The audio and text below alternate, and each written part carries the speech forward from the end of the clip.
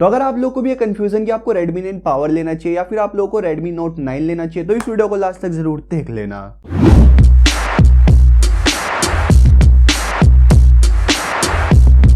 Hello student, मेरा नाम है केशव। आज की इस वीडियो के अंदर हम लोग कंपैरिजन करने वाले हैं Redmi 9 power versus Redmi Note 9।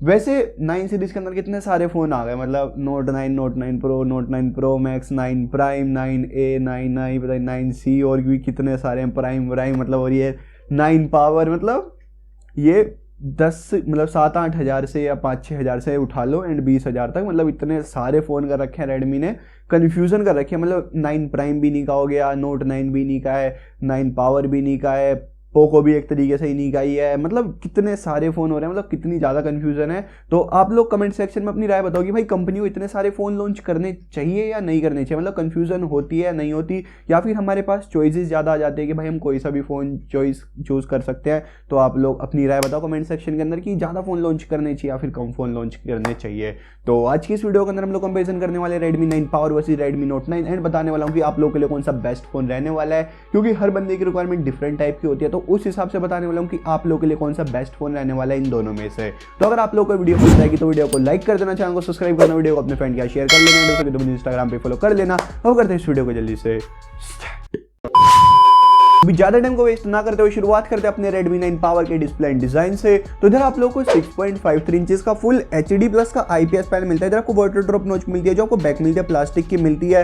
Back side के अंदर आप लोगों को 4 कैमरे मिल जाते हैं एंड इस फोन का डिजाइन आपको काफी ज्यादा अट्रैक्टिव मिल जाता है। स्पेशली इसका एक ब्लू एंड ग्रीन टाइप का कुछ कलर है, मैं आपकी स्क्रीन पर आपको शो करूंगा, तो वो कलर तो मेरे को स्पेशली काफी ज्यादा पसंद आया है। तो अभी चल लेते हैं अपने Redmi Note 9 की तरफ। तो इधर भी आपको सेम डिस्प्ले मिल जाती है, 6.53 इंचेस का फुल HD प्लस का IPS पैनल मिलता है, पर इधर आप लोग को एक ट्विस्ट मिल जाती है, इधर आपको एक ट्रेंडी चीज मिल जाती है, इधर आपको पंच होल नॉच मिलती है। बाकी इधर आपको जो बैक मिलती है प्लास्टिक की मिलती है। बैक साइड के अंदर इधर आपको 4 कैमरे मिल जाते हैं, बैक साइड के अंदर आपको फिंगरप्रिंट स्कैनर मिल जाता है। एंड वहीं बात की डिजाइन की, तो इस फोन का डिजाइन मेरे को ठीक ठाक सा लगता है। तो चॉइस आपके ऊपर आती है डिजाइन की कि आपको दोनों में से किसका डिजाइन पसंद है। मैं आपकी स्क्रीन पर आपको दोनों ही फोन शो कर रहा हूं, तो आप लोग बताओ कमेंट सेक्शन के अंदर कि आपको किसका डिजाइन अच्छा लगा, Redmi 9 पावर का या फिर आपको Redmi Note 9 का डिजाइन ज्यादा अच्छा लगा है। तो वही चलते कैमरा डिपार्टमेंट के अंदर शुरुआत करते हैं अपने Redmi 9 पावर के साथ। इधर आपको बैक साइड के अंदर 4 कैमरे मिलते हैं, 48 megapixel plus 8 megapixel ultra wide plus 2 megapixel macro shot plus 2 megapixel depth sensing के लिए। बात कीजिए सेल्फी की, तो इधर आपको 8 मेगापिक्सल की सेल्फी मिल जाती है।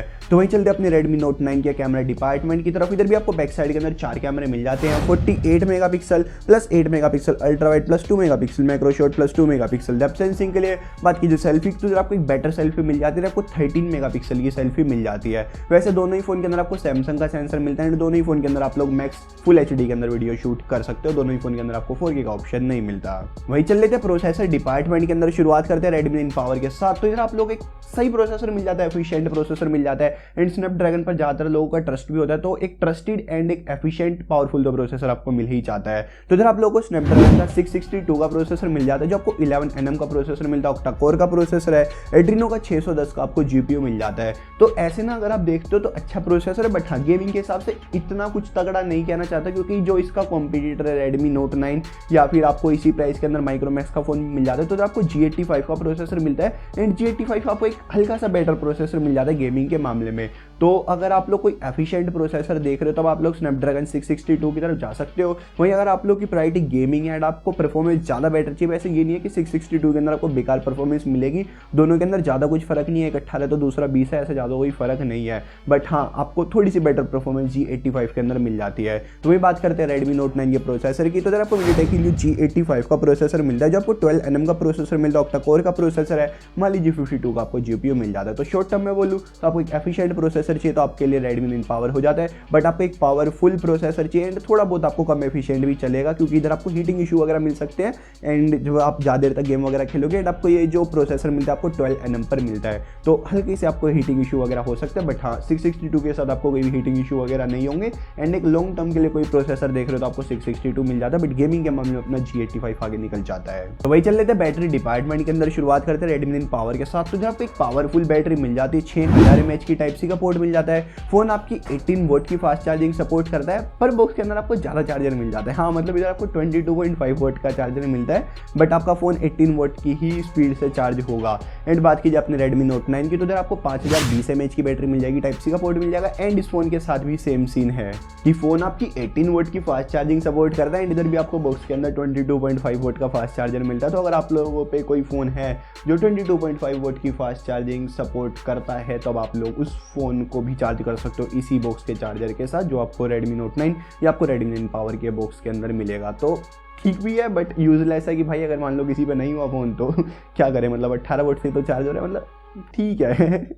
एकदम इन्होंने वक्त बदल दिया, जज्बात बदल दिए, जिंदगी बदल दी। तो ये बात कर लेते हैं Redmi 9 पावर के कुछ एक्स्ट्रा फीचर्स की। तो इधर आपको 3.5mm का जैक मिल जाएगा। इधर आपको कमाल की चीज मिल जाती है, इधर आपको स्टीरियो स्पीकर मिल जाते हैं। तो ये चीज मेरे को काफी ज्यादा सही लगी कि इस फोन के अंदर आपको दो स्पीकर मिल जाते हैं। उसी के साथ इधर आपको Android 10 मिल जाता है, MIUI 12 मिल जाता है, इधर आपको फेस अनलॉक ऑप्शन मिल जाता है, फिंगरप्रिंट स्कैनर का ऑप्शन मिल जाता है। इधर आपको जो स्टोरेज टाइप मिलता है ना वो आपको डिफरेंट वेरिएंट के लिए डिफरेंट टाइप का मिलता है। अगर आप लोग इसका छोटा वाला वेरिएंट लेते हो तो आपको UFS 2.1 का स्टोरेज टाइप मिलता है। एंड अगर आप इसका बड़ा वाला वेरिएंट लेते हो 128GB वाला, देन आप लोगों को UFS 2.2 का स्टोरेज टाइप मिलता है। उसी के साथ इधर आपको गोरिल्ला ग्लास 3 की प्रोटेक्शन मिल जाती है, LPDDR4X आपको रैम टाइप मिल जाती है, IR ब्लास्टर मिल जाता है। एंड ये फोन आप लोगों को स्प्लैश रेजिस्टेंस मिल जाता है। वही बात की जाए Redmi Note 9 के कुछ एक्स्ट्रा फीचर्स की, तो इधर भी आपको 3.5mm का जैक मिल जाता है, फेस अनलॉक का ऑप्शन मिल जाता है, फिंगरप्रिंट स्कैनर का ऑप्शन मिल जाता है, सारे सेंसर वगैरह मिल जाते हैं, IR ब्लास्टर मिल जाता है, डेडिकेटेड स्टोरेज मिल जाता है, Android 10 मिल जाता है, MIUI 12 मिल जाता है, गोरिल्ला ग्लास 5 की प्रोटेक्शन मिल जाती है।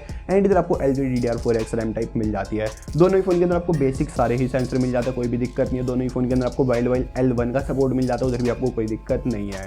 बाकी बात की जाए वेरिएंट एंड प्राइस की, शुरुआत करते हैं Redmi 9 पावर के साथ। तो इधर आप लोगों को 4GB रैम 64GB रोम मिलते हैं 11,000 के प्राइस पे। एंड बात की जाए Redmi Note 9 की, तो आपको 4GB रैम 64GB रोम मिलती है 12,000 के प्राइस पर। वैसे अगर आप लोग ये वीडियो तक देख लो तो आप लोग से एक छोटी सी रिक्वेस्ट है, अगर आपको वीडियो पसंद आ रही है तो वीडियो को लाइक कर दो, चैनल को सब्सक्राइब कर दो, वीडियो को अपने फ्रेंड के साथ शेयर कर दो, एंड तो मुझे इंस्टाग्राम पे फॉलो कर लो।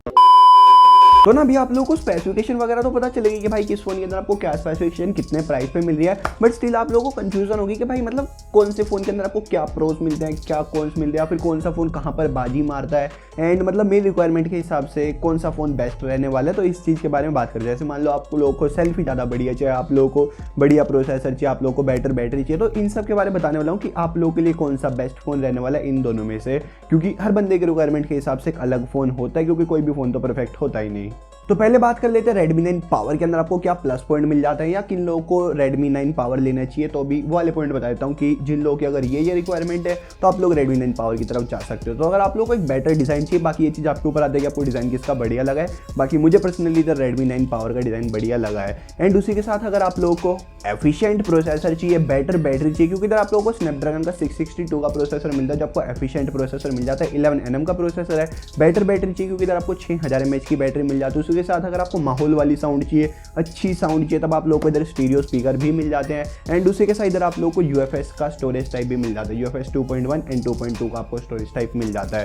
तो बाकी ना अगर आप लोग सोचोगे कि भाई इससे क्या फ़र्क पड़ेगा UFS होने से, तो भाई UFS से काफ़ी ज़्यादा फर्क पड़ जाता है। अगर आप लोग कोई भी ऐप वगैरह ओपन करते हो तो आपके स्टोरेज के अंदर ही होती है, देन वो ऐप ओपन होती है, तो जो मतलब आपका लोडिंग टाइम है वो काफ़ी कम होने वाला है। आपने टैप करा एंड ऐप आपकी काफ़ी जल्दी खुल जाएगी, जितना बेटर आपका UFS का स्टोरेज टाइप होगा। अगर आप लोग इसको eMMC से कंपेयर करते हो, eMMC अबे तुम साले तुम, नहीं तो मैं तुम से उड़ा दूंगा।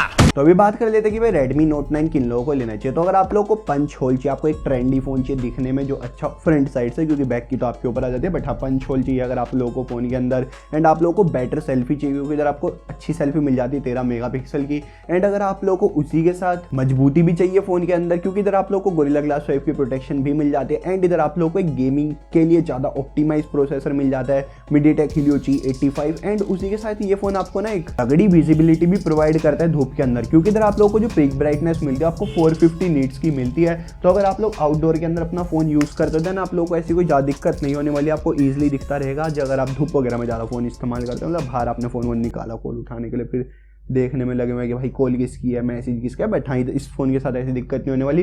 इधर आपको पीक ब्राइटनेस 450 नीट्स की मिल जाती है। बाकी अगर आप लोग की प्रायोरिटी कैमरा है, तो मेरा तो ये कहना है कि आप लोग किसी मतलब पुराने फ़ोन को परचेज कर लो, जैसे Redmi Note 7 Pro वगैरह हो गया, या फिर मतलब क्योंकि पुराने फ़ोन अभी सस्ते हो चुके हैं। एंड या फिर आप कोई सेकेंड हैंड फ़ोन बाय कर सकते हो अगर आपका बजट 11-12 हज़ार का। एंड आपकी सबसे मेन प्रायोरिटी कैमरा है। बाकी अगर आप लोग को एक बेटर पैकेज के साथ इन दोनों में से ही कोई चूज़ करना हो कैमरे के लिए, दोनों के अंदर ही आपको बढ़िया कैमरे मिल जाते हैं, ऐसी कोई दिक्कत शिकायत नहीं होने वाली, दोनों के अंदर ही आपको कोई दिक्कत नहीं होने वाली कैमरे से, तो ऐसी कोई दिक्कत नहीं। बट स्टिल अगर आपको बेस्ट चाहिए इन दोनों फ़ोन में से तो आप लोग यूट्यूब पे चेक कर सकते हो, काफ़ी सारे लोगों ने कैमरा कंपैरिजन करा हुआ है, तो आप लोग उनकी वीडियो चेक कर सकते हो, देन आप लोग ईजिली एक फ़ोन पिक कर सकते हो कि भाई कैमरे के लिए कौन सा बेटर फ़ोन है। मजा आया। तो अभी आप लोग मुझे कमेंट सेक्शन के अंदर बताओगे भाई आपको दोनों में से कौन सा फ़ोन तगड़ा लगा है, आप लोग मतलब कौन से के साथ जाना चाहते हो, ये चीज़ आप मुझे कमेंट सेक्शन के अंदर बता सकते हो। बाकी अगर आप लोगों को वीडियो पसंद आई है तो आप लोगों को पता ही क्या ही करना है, आप लोगों को वीडियो को लाइक कर देना, चैनल को सब्सक्राइब कर देना, वीडियो को अपने फ्रेंड का शेयर करना है, एंड मिलते हैं कल किसी बढ़िया वीडियो के अंदर, तब तक के लिए